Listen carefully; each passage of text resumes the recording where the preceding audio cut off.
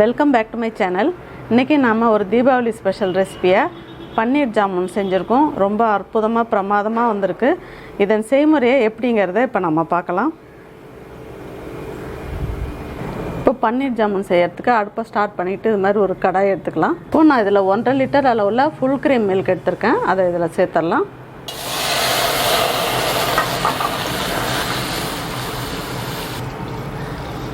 இப்போ இதை நல்லா கொதி வர வரைக்கும் நல்லா காய்ச்சி எடுத்துக்கலாம்.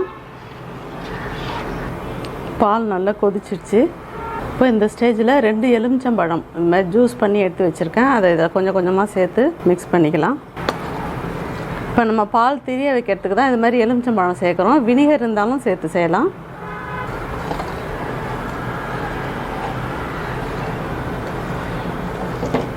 நல்லா திரிஞ்சு வந்துடுச்சு. இப்போ நம்ம இதை ஃபில்டர் பண்ணி எடுத்துக்கலாம்.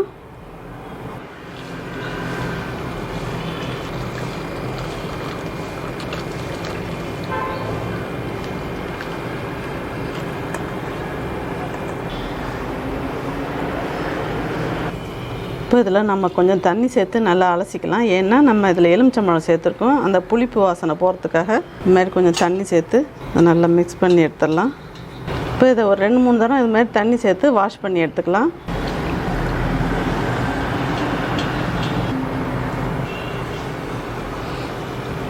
நல்லா ஒரு 15 மினிட்ஸ்க்கு இதை அப்படியே எடுத்து வச்சிடலாம். அந்த தண்ணியெலாம் நல்லா வடியட்டும். இப்போ இந்த தண்ணியை நம்ம நீங்கள் சப்பாத்திக்கு எதுவும் மசாலா செய்கிறதா இருந்தால் அதுக்கு யூஸ் பண்ணிக்கலாம். இல்லைன்னா சூப் வெரைட்டிஸ்க்கெலாம் இதை யூஸ் பண்ணிக்கலாம். இப்போ இதை நல்லா ஸ்ட்ரெயின் பண்ணி எடுத்துட்டோம். சுத்தமாக தண்ணியே இல்லை. நல்லா அழகாக வந்துருக்கு பாருங்க. இப்போ இதை நல்லா பிசைஞ்சிக்கலாம்.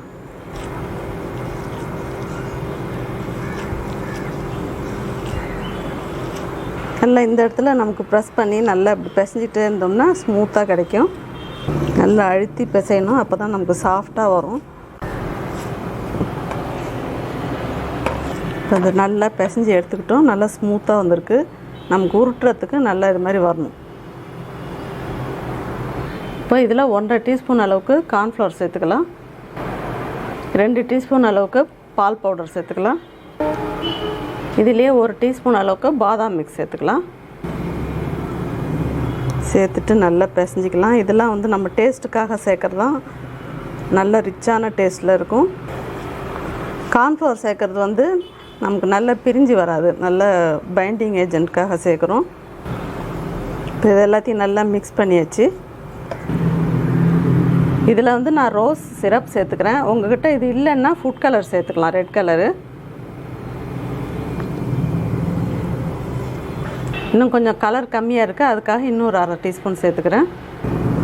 சேர்த்துட்டு நல்லா மிக்ஸ் பண்ணிக்கலாம்.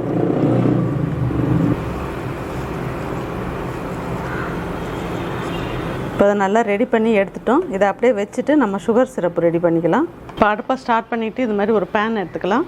இதில் 2 கப் அளவுக்கு சர்க்கரை சேர்த்துக்கலாம். இப்போ இதில் தேவையான அளவுக்கு தண்ணி சேர்த்துக்கலாம்.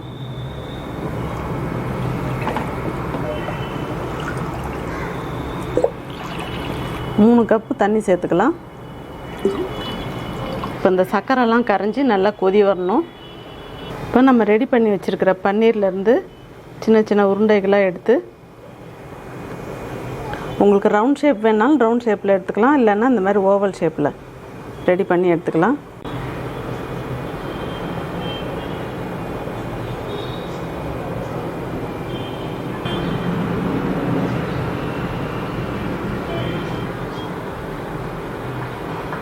எல்லாத்தையும் இது மாதிரி ரெடி பண்ணி எடுத்துக்கலாம். இப்போ கொதிச்சிட்டு இருக்கிற சுகர் சிரப்பில் 1/2 டீஸ்பூன் ஏலக்காய் தூள் சேர்த்துக்கலாம். சேர்த்துட்டு நல்லா மிக்ஸ் பண்ணிடலாம். இப்போ இந்த சுகர் சிரப்பில் ஒன்று ஒன்றா நம்ம எல்லாத்தையும் இதில் போட்டுடலாம்.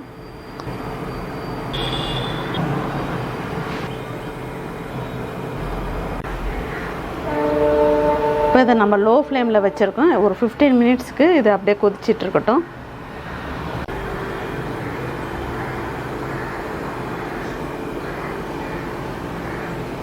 இப்போ ஓப்பன் பண்ணி பார்க்கலாம். நல்லா ஒரு 15 மினிட்ஸ்க்கு நல்லா கொதிக்க வச்சுருக்கோம். நம்ம போட்டதை விடாமல் நல்லா வெந்ததுக்கப்புறம் நல்லா பெருசாக வந்திருக்கு பாருங்கள்.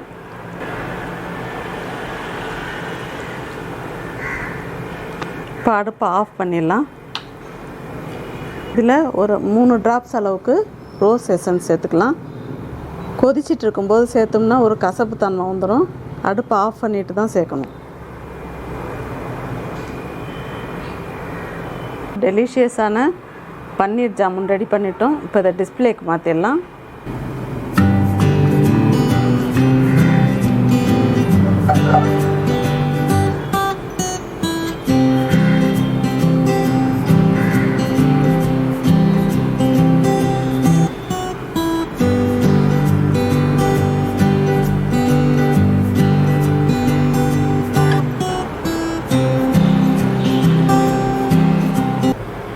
ரொம்பவே அருமையான டேஸ்ட்டில் பன்னீர் ஜாமுன் செஞ்சுருக்கோம்.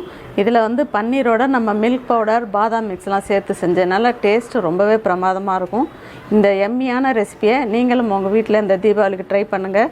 ரொம்பவே சூப்பராக வரும். உங்களுக்கும் இந்த ரெசிபி பிடிச்சிருக்குன்னு நினைக்கிறேன். பிடிச்சிருந்ததுன்னா லைக், ஷேர், கமெண்ட்ஸ் பண்ணுங்கள். ஃபஸ்ட் டைம் சேனலை பார்க்குறவங்களா இருந்தால் சேனலை மறக்காமல் சப்ஸ்கிரைப் பண்ணுங்கள். தேங்க்யூ.